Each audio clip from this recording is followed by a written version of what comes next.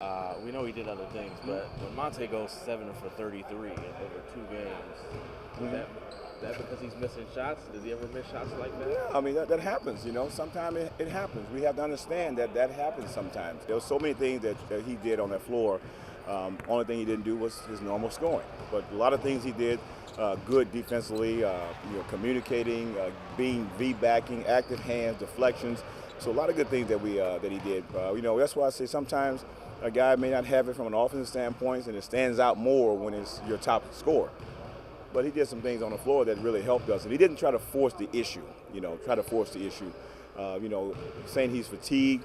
This is not a guy that hangs out at night. This is a guy that gets his rest, take care of his body, and he just had one of those nights. So when a guy who averages 26 points a game scores 2, everybody's like, oh, what's going on? Is it the ankle? Did he have a concussion from hitting his head?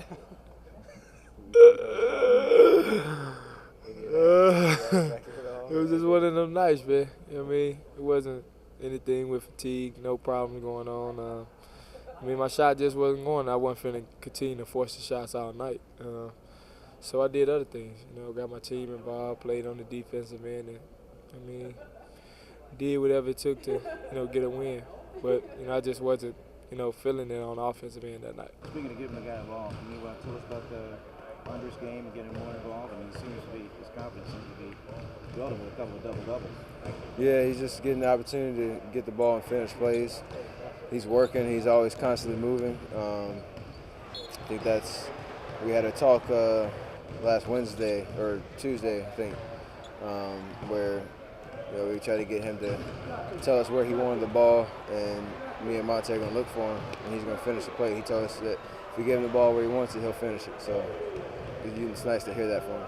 He's put together some good games. We just got to keep him working that way, keep him understanding that he's capable of doing that. And I just think that having a conversation with Monta and Curry allowed him to be free a little bit on the floor. But it also helped that we got to help him have good games. We can't leave him on his own to have the game that he wants and think it's going to happen. We have to make sure, and they have to make sure that they allow it to happen.